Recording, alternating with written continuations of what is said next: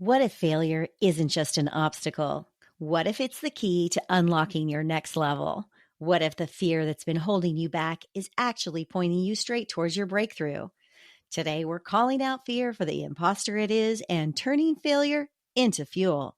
No more playing small, no more second guessing. It's time to step up, step through, and take back your power. So if you've been thinking you suck, forget it. You are ready for success. So go grab your cuppa, take a deep breath, and let's dive in. Welcome to Sip Tea with me. I'm your host, Lisa Schoenthal. Think of me as that fun and inspirational auntie or sister you always wish you'd had. This is the space where we hang out, brew up meaningful conversations about health, wealth, relationships, and travel, because life is too short not to live with purpose, passion, and abundance.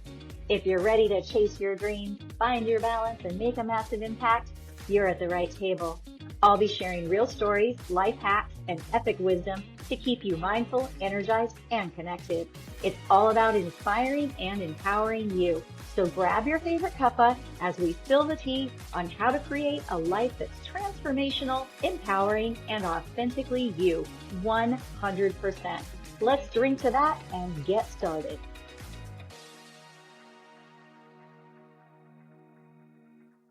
What if everything you've been taught about failure is wrong? What if failure isn't the end? It's actually the launch pad to your greatest successes. Most of us see failure as something to avoid at all costs. We fear the judgment, disappointment, and the dreaded what ifs that follow setbacks. But here's the game-changing truth. Failure isn't your enemy. It's your secret sidekick waiting to help you level up. I have experienced my fair share of wipeouts and setbacks. And what I've learned is that failure isn't the opposite of success. It's actually part of the path. It's like traveling without a GPS. You might make some wrong turns, you eventually find your way, and sometimes those detours are exactly what you needed. If you've read my book, The Men We Meet, 15 Key Lessons Learned in Love, you might say, she has had a lot of failures, especially in love. But as you know, I don't see the amazing people I've loved or connected with as failures. Each relationship was meaningful and transformative, helping me grow into who I am today. Of course, that clarity comes with a little bit of hindsight. At the time, some of those relationships did feel like failures, none more than the ending of my marriage. The end of my marriage felt like the greatest failure of my life. I couldn't believe I'd made the biggest commitment to love and honor this man forever, and yet, after just a handful of years, we were calling it quits. Not because we didn't love each other, precisely because we did. This man was an incredible guy, handsome, trustworthy, family-orientated, the kind you dream about sharing your life with. And most people around me warned I'd regret getting divorced, amplifying my feelings of failure. Until that moment, most things had come pretty easily to me. School, athletics, friendships, work, but this didn't. It hit hard, forcing me to dig deep. In my book, I share the lesson, know yourself before you try to know another. We were young and still discovering ourselves. I knew I craved travel, friendship, and freedom, thinking I could balance all those with marriage. He wanted kids, stability, and to be close to home, and that was perfectly okay. After we separated, I sought counseling, convinced something might be broken in me if I couldn't make it work with someone so wonderful. And there was a wound there. Losing my dad when I was young left me with a deep abandonment and a fierce need for independence. While I was deeply drawn to Tom's sense of security, I felt safer remaining detached rather than fully leaning in. We've now been divorced for 28 years, but guess what? We're still close. We still love each other. We're family. He once said, I married the right person at the right time, and I divorced the right person at the right time. He remarried quickly and has a family he dreamed of, and over time, I realized our failure was actually a profound gift. Letting go allowed us to both hold on differently, more authentically. Accepting that my path wasn't traditional took years, especially when others expected me to fit into their mold. The more clearly I knew myself, the more peace I found. Just recently, I spent an afternoon with him, and every time I see him with his wife and kids, I'm reminded our failure was truly our greatest success. The love and care we still share 28 years later is life's sweetest gift. Can you see moments in your life where apparent failure turned into success? How do we turn this failure into fuel? Well, here are 5 powerful mindset shifts and tools to help you transform your failure into your greatest strength. First, shift from judgment to curiosity. Judgment creates shame, doubt, and resistance. That curiosity, on the other hand, it opens doors, it invites growth. Instead of beating yourself up with thoughts like, I can't believe I messed up, try asking, what can I learn from this? How can I approach this differently next time? What strengths am I developing through this challenge? When failures arise, imagine advising your best friend. Would you judge harshly or offer encouragement and grace? Treat yourself the same way. We have to love ourselves up. We have to have a bit of ease with ourselves. We have to remind ourselves that we are just in a learning process and it's all okay. Number 2, shift. Love versus fear of failure is the ultimate shift. Every action, every decision comes down to 2 choices. It's love or it's fear. I mean, you can debate me on this, but really just imagine you're in an angry moment. Well, you're in fear of something. You're in fear of losing control. You're in fear of not getting what you want.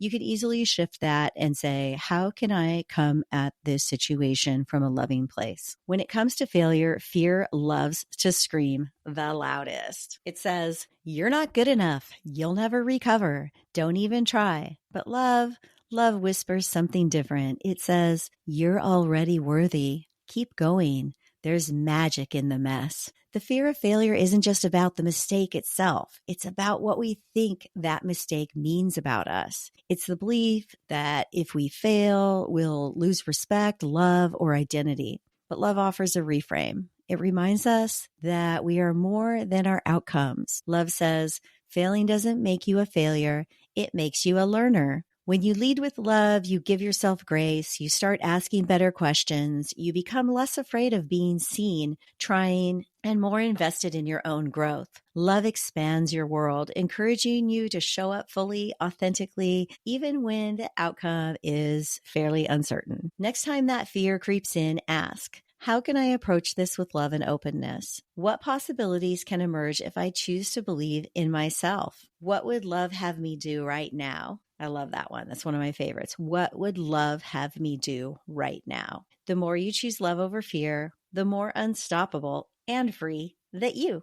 become. Number 3, feel that failure and do it anyway. I mean, we all know the saying, feel the fear, but you can feel the failure and do it anyway as well. Think of failures like we were talking about before as a GPS that's stuck rerouting. It constantly directs you back to that familiar, safe route. But true growth, it doesn't happen on the road you've always taken. Trust that moving towards uncertainty is exactly where growth happens. Identify where the fear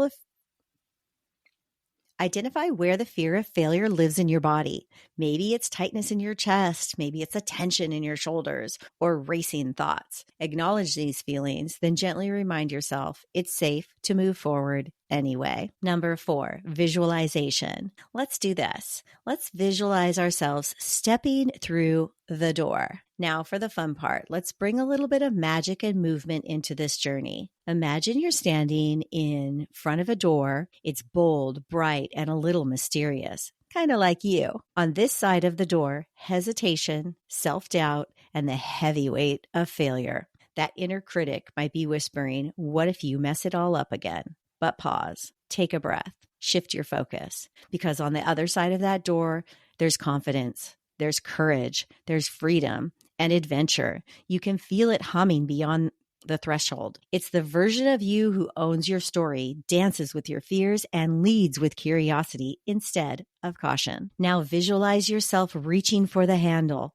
You smile because deep down you know you're ready. With a deep inhale and a whole lot of trust, you turn the knob and step through. Not running, not rushing, just moving forward with grace, grit, and a knowing that the good stuff is always on the other side of your comfort zone. You feel the shift in your body. You notice what opens up. This isn't just visualization. It's rehearsal for the real thing. Remember, the door is always there, and every time you choose to walk through it, you reclaim your power, your purpose, and your path. You visualize yourself reaching out, turning the handle, and stepping through with intention. Feel yourself moving from fear to trust, from doubt to curiosity. Remember, that door is always there. You only need to step through it. I want to just iterate that this was a tool that I used over and over, especially after relationships. Of course, after we complete a cycle in a relationship and we've learned what we need to learn, there is some time that we need to sit with ourselves and just kind of get regrounded and decide where we want to go next and what really feels good to us. But once I did that, I would have to let go of that feeling of being a failure again, of thinking that my picker was wrong, of thinking that I didn't know how to be in a relationship, that I didn't know how to attract the right person. It was a really big deal, and it really weighed on me because after years of cycling through relationships, I was like, I'm the common denominator, right? And what am I going to do here to change this? Okay, number 5, take bold action. Number 5, take bold action. Turn this visualization into reality. What's one thing you've avoided doing because of fear or failure? Name it and take one small action towards it today. Not tomorrow, not next week, but today. One small action. Make it real. Write it down. Put it somewhere visible. Share your intention with a friend or accountability partner. Announce it in a supportive group or community. Taking action deflates fear's power and propels you forward. Of course, you know me, I've got some powerful affirmations to support your journey. Affirmations always reinforce our mindset shifts and help solidify our new beliefs. Choose the ones that resonate most or say them all like you mean it and say them a few times. Number 1, I attract opportunities by showing up as my true self. I release control and trust what's unfolding. Every failure is guiding me towards something better. I am magnetic to growth, joy, and success. My setbacks are sacred invitations to rise. I transform every challenge into a chance to evolve. Failure is fuel. I use it to launch forward. I step through the door with confidence and trust. So you decide, enemy or ally. Is failure your enemy or your greatest ally? You have the power to decide. Reframe your setbacks, rise above your doubts, and let every failure become a stepping stone towards your dreams. You're stronger than you realize, and remember, the door to possibility is always there. You just need to step on through. Don't just read this and move on. Pick one action and go for it right now. Your future self will thank you. And right now, I'm going to thank you for sipping tea with me today. It has been an honor and a pleasure to be able to help you go from suck to success. I would love to hear your feedback on this episode or anything that you'd like to hear in the future. Feel free to connect with me on socials. If you jump on over to my website at www.lisaschoenthal.com, you can find the link to the book, The Men We Meet, 15 Key Lessons Learned in Love. You can also find the links to all of my socials. And guess what? You can join my mailing list for all the upcoming events, workshops, and tea parties, retreats, whatever it is that we've got going in the pipeline. You will be the first to know. You'll also get a copy of my blog sent to you every week. And the blog is just the support for this podcast. It'll give you all of the affirmations and any of the action items so that if you're driving and listening, you don't have to write it all down. Anyways, until next week, we're going to be talking about a really interesting subject, and it is about, haven't all the way sussed it out, but I feel like it's about our masculine and feminine energy, these changes that are happening in the world right now, and why some of our greatest tools when we're angry and upset need to be love, compassion, kindness, and using our voice in very assertive ways. So come on back, see what I come up with. I can't wait to share it with you. Until then, have an absolutely amazing week and know that your little funny failures and detours are all the foundation for your success.